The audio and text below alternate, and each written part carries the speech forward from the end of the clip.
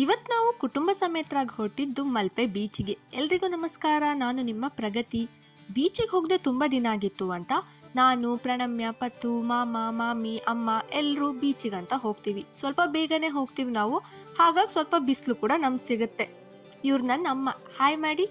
ಇದಾದ್ಮೇಲೆ ಪ್ರಣಮ್ಯ, ಪತ್ತು, ಮಾಮಿ. ಮಾಮ ಎಲ್ಲಿ ಹೋದ್ರು ಅಂತ ಯೋಚನೆ ಮಾಡ್ತಿದ್ದೀರಾ? ನಾವು ಅವ್ರಿಗೆ ವೇಟ್ ಮಾಡ್ತಿದ್ದೀವಿ. ಅವ್ರು ಈಗ ಬರ್ತಾರೆ ಆಗ ಬರ್ತಾರೆ ಅಂತ ನಾವು ನೋಡ್ತಿದ್ದೀವಿ. ಮತ್ತೆ ನೋಡಿದ್ರೆ ಕಾಲ್ ಮಾಡಿ ಹೇಳ್ತಾರೆ, ನೀವು ಆಟ ಆಡಿ, ನಾನು ಇಲ್ಲೇ ಪಾರ್ಕಿಂಗ್ ಲಾಟಲ್ಲಿ ವೇಟ್ ಮಾಡ್ತೀನಿ ಅಂತ. ಸರಿ ಅಂತ ನೀರಲ್ಲಿ ಎದ್ದು ಬಿದ್ದು ಆಟ ಆಡಿ ಅದಾದ್ಮೇಲೆ ಅಲ್ಲಿಂದ ಹೊರಡ್ತೀವಿ. ವೀಕೆಂಡ್ ಬಂದ್ರೆ ಬೀಚಲ್ಲಿ ಕಾಲ್ ಹಾಕೋಕ್ಕೂ ಜಾಗ ಇರಲ್ಲ. ಅಂಥದ್ರಲ್ಲಿ ಏನಪ್ಪ ಇವತ್ತು ಇಷ್ಟೊಂದು ಕಮ್ಮಿ ಜನ ಇದ್ದಾರಂತ ಮನ್ಸಲ್ಲೇ ಅನ್ಕೊಂಡ್ವಿ. ಅದಾದ್ಮೇಲೆ ನೀರಲ್ಲಿ ಬಿದ್ದಿರೋ ಕಾಗೆ ಥರ ಆಗಿದ್ವಿ ಅಂತ ಮನ್ಸಲ್ಲೇ ನಕ್ಕೊಂಡು ಹೊಟ್ಟೆ ತುಂಬ ಮಾಡ್ಕೊಳ್ಳಿಕ್ಕೆ ಹೊರಡ್ತೀವಿ. ಪ್ರಣಮ್ಯ ನೋಡಿದ್ರೆ ಐಸ್ ಕ್ರೀಮ್ ಕವರ್ ಕೂಡ ಬಿಟ್ಟಿಲ್ಲ. ಈ ಐಸ್ ಕ್ರೀಮ್ ತಿಂದಾದ್ಮೇಲೆ ಒಂದು ಪೊಟೆಟೊ ಟ್ವಿಸ್ಟರ್ನ ತಿಂತೀವಿ. ಅದಾದ್ಮೇಲೆ ಪತ್ತುಗೊಂದು ಗೋಲ, ಇದಾದ್ಮೇಲೆ ಒಂದು ಚಿಕನ್ ರೋಲ್. ಇದನ್ನೆಲ್ಲ ತಿನ್ಕೊಂಡು ಹೊಟ್ಟೆ ಫುಲ್ ಮಾಡ್ಕೊಂಡು ಮನೆ ಕಡೆ ಹೊರಡ್ತೀವಿ. Okay bye.